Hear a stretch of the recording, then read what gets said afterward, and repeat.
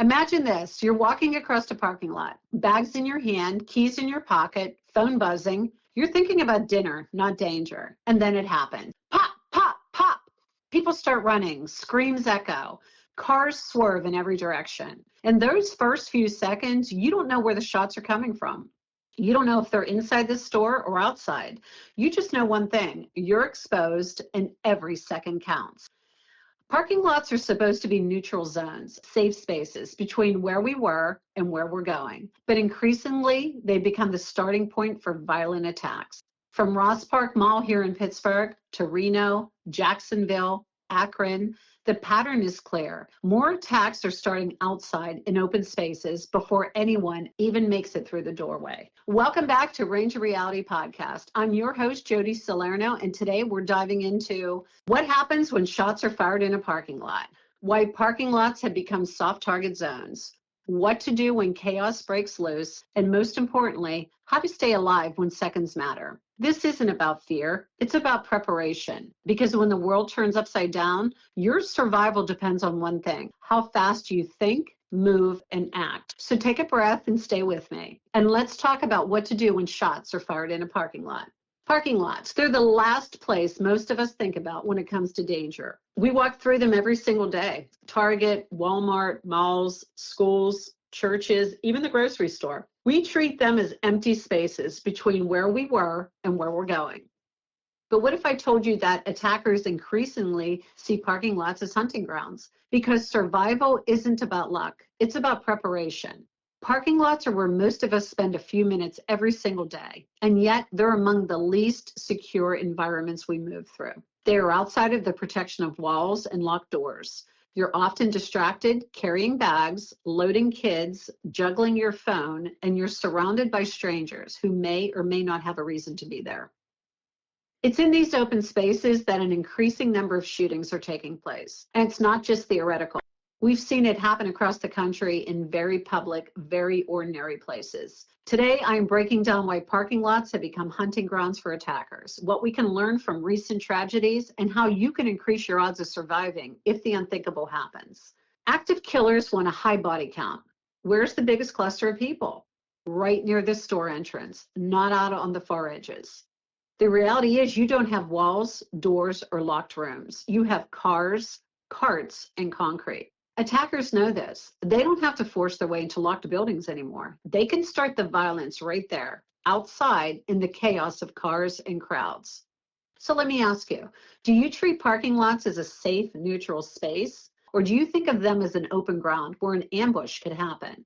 Think about what just happened right here in Pennsylvania, Ross Park Mall. An argument inside escalated, shots were fired, and suddenly the entire mall was in chaos. People ran, stores locked down, families were separated, and it only took seconds. Let's be clear, parking lots are risk zones. Why would an attacker choose a parking lot? Well, think about it. First of all, high visibility, high volume of people. People are constantly flowing in and out. It's easy to find a cluster of victims. People are distracted. Shoppers are juggling groceries, talking on their phones, buckling kids into cars. Head down, their minds are elsewhere. There's limited cover. What's around you? Thin car doors, shopping carts, maybe a concrete light pole here or there. And the mindset. We don't think of parking lots as dangerous. Our guard drops the moment we leave the building.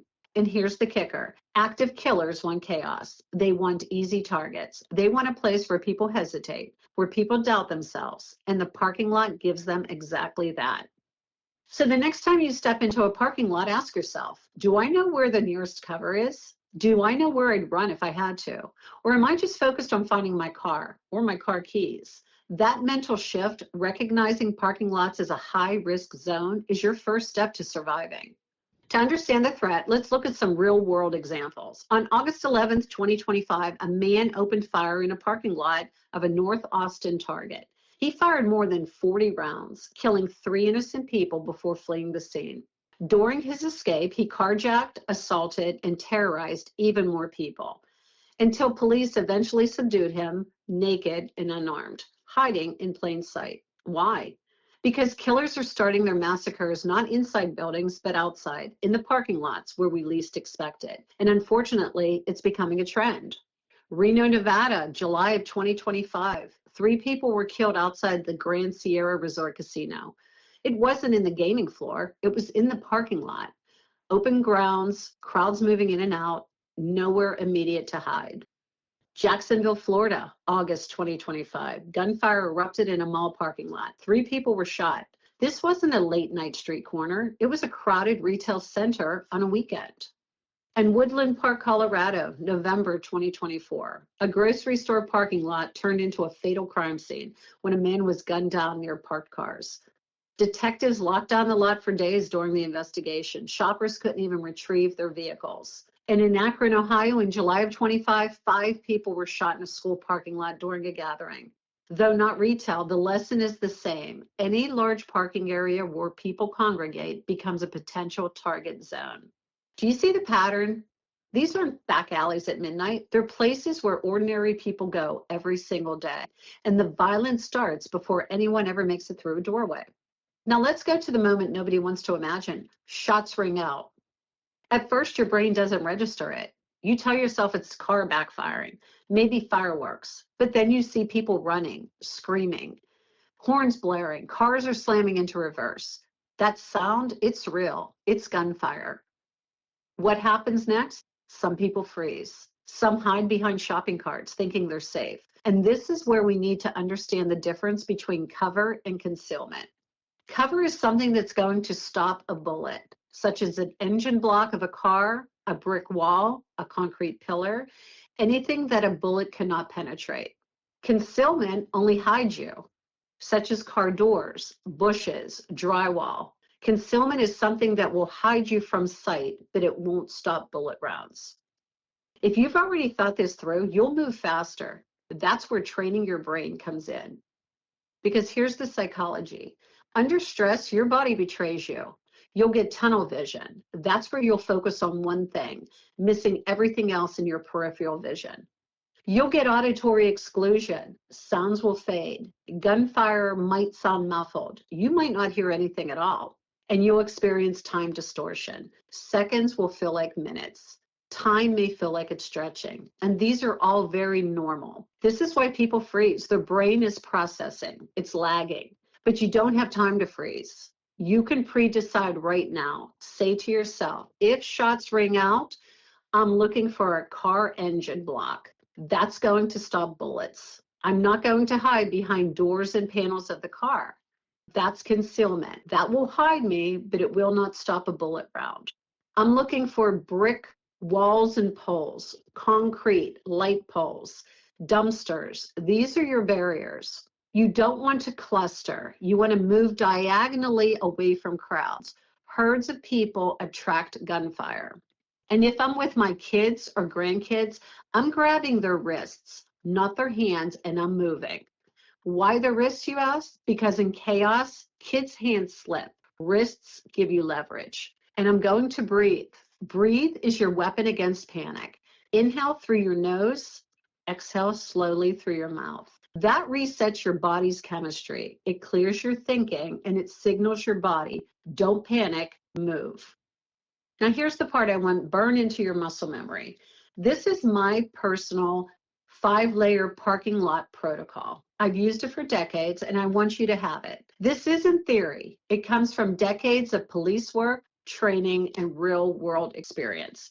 The first thing I'm going to do is I'm going to find my baseline. I'm going to ask myself, what does normal look like here? It's shoppers with carts, groceries, car doors opening, and then I flip it. If something bad were happening, what would it look like? It would be running crowds, speeding cars, possibly someone with a weapon, people screaming. And then I ask myself, do I see anything unusual right now?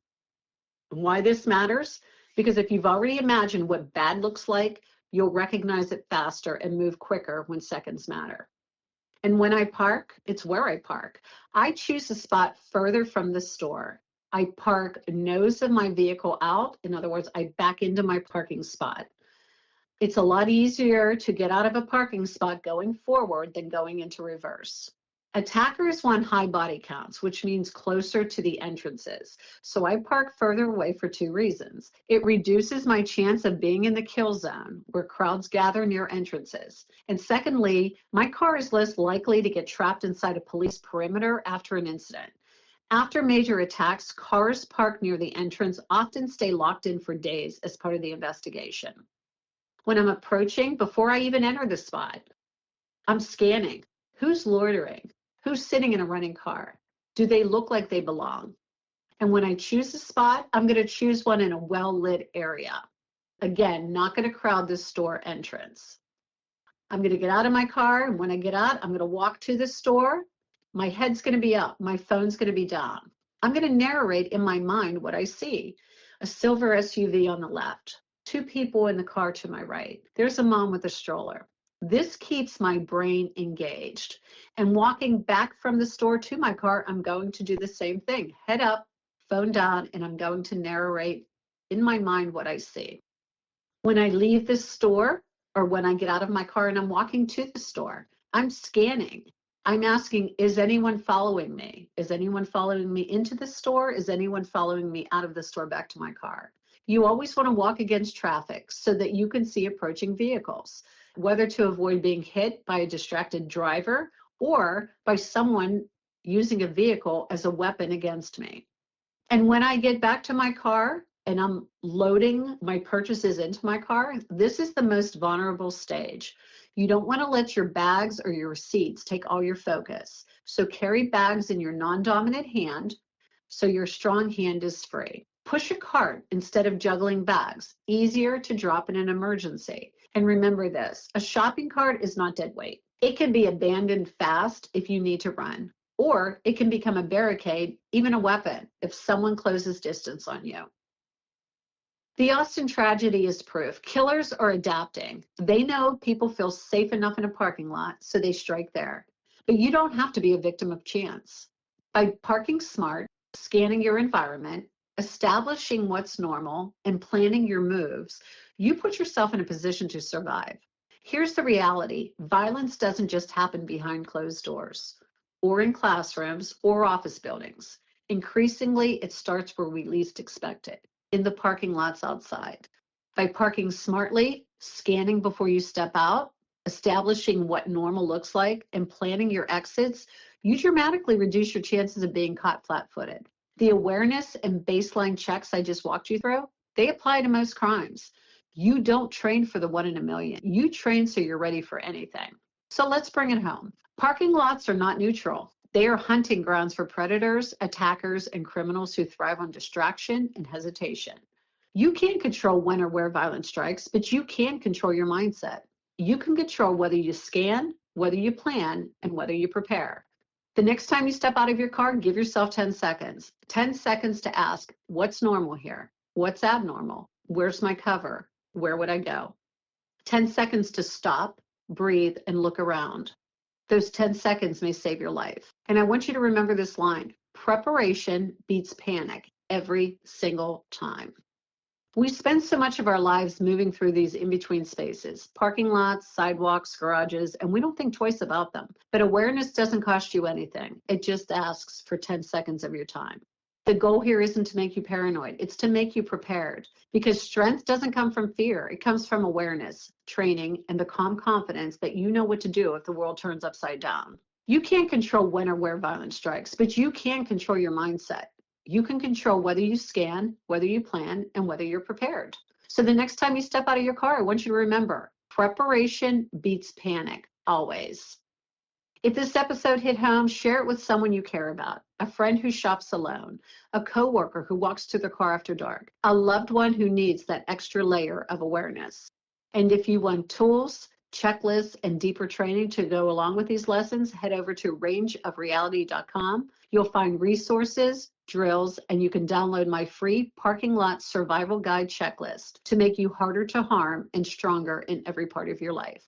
Thanks for joining me on the Range of Reality podcast. Until next time, stay safe, stay aware, and remember, Your life is worth protecting. I'd like to tell you about my sponsor.